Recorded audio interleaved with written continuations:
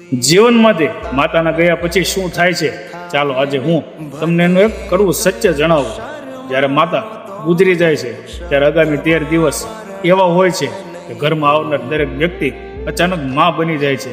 બધા કહે છે, ચિંતા ના કર દીકરા, હું અહીં છું, બિલકુલ તારી માતાની જેમ.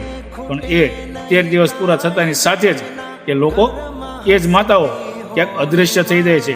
કોઈ પૂછવા આવતું નથી, કોઈ તેને તબિયત પૂછવા આવતું નથી.